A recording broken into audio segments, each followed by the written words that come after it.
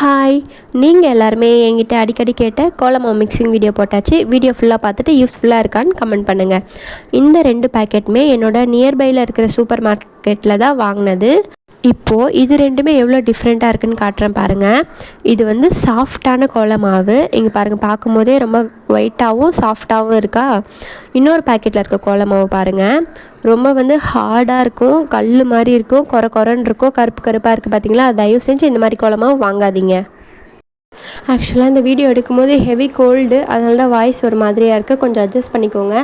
Videos கேட்டுகிட்டே இருந்ததால் okay கண்டிப்பாக போட்டுருணுன்னு சொல்லிட்டு தான் இன்றைக்கே வீடியோ எடுத்துட்டேன். சாரி ஃபார் த வாய்ஸ், பயந்துடாதீங்க. கோலமாவு எவ்வளோ டிஃப்ரெண்ட்டாக இருக்குது பாருங்கள். ஸோ வாங்கும் போது பார்த்து வாங்குங்க, ஓகேவா?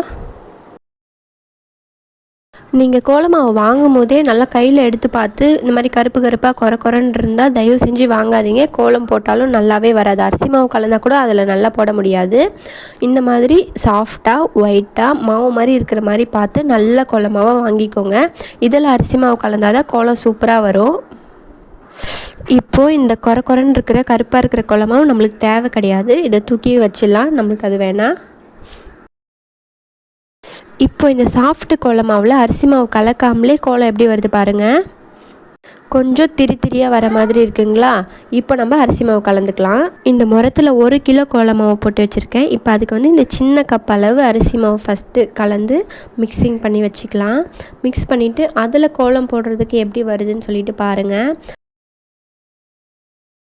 இப்போ கோலம் வந்து செதறாமல் திரியாக இல்லாமல் ஸ்ட்ரெயிட்டாக தான் வருது. ஆனாலும் கோலம் வந்து பளிச்சுன்னு பட்டையாகவும் வரல. ஸோ மறுபடியும் நம்ம என்ன பண்ணலாம், இன்னொரு கப் அளவு அரிசி மாவு கலந்துக்கலாம். இந்த மாதிரி தான் கொஞ்சம் கொஞ்சமாக வந்து அரிசி மாவு கலந்து நீங்கள் கோலம் போட்டு பார்த்து உங்களுக்கு எந்த பதமாக வந்து அழகாக வருதோ நீங்கள் அப்படி தான் ரெடி பண்ணிக்கணும். நான் எப்பயுமே அப்படி தான் ரெடி பண்ணுவேன். இப்போ பார்த்தீங்களா கோலமாவு எவ்வளோ பிரைட்டாக ஒயிட்டாக சாஃப்டாக எவ்வளோ அழகாக மணலாக இருக்குன்னு. இப்படி கோலமாவு ரெடி பண்ணி போட்டு பாருங்கள். என்னை விட சூப்பராகவே நீங்கள் எல்லாருமே கோலம் போடுவீங்க. அழகாக கோலம் போடுறதுக்கு அருமையான கோலமாவு முக்கியம். ஸோ டைம் எடுத்து பொறுமையாக ரெடி பண்ணி வச்சுக்கோங்க. இந்த வீடியோவில் நான் கொழுக்கட்டை அரிசி மாவு யூஸ் பண்ணியிருக்கிறேன். ஸோ அதனால தான் என்னோடய கோலமாவு சூப்பராக வருதுன்னு நினச்சிடாதீங்க.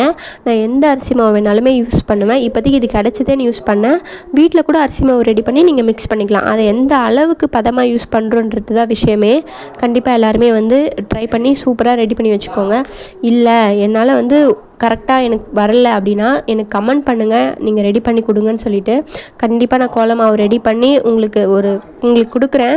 எப்படி இருக்குதுன்னு யூஸ் பண்ணி பார்த்தீங்கன்னா அதுக்கப்புறம் கூட நீங்களாகவே கூட ரெடி பண்ணிக்கலாம்.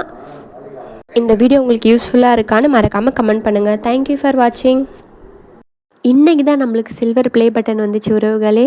நீங்கள் எல்லாமே இது சாத்தியம் கிடையாது. உங்கள் எல்லாரோட அன்புக்கும் ஆதரவுக்கும் ரொம்ப ரொம்ப நன்றி. இதே மாதிரி என்னை எப்போயும் சப்போர்ட் பண்ணிகிட்டே இருங்க. டே பை டே உங்களுக்கு வந்து கோலம் போட்டு உங்களை இம்ப்ரெஸ் பண்ணிகிட்டே இருப்பேன். நீங்களும் ஹாப்பி ஆகிடுவீங்க.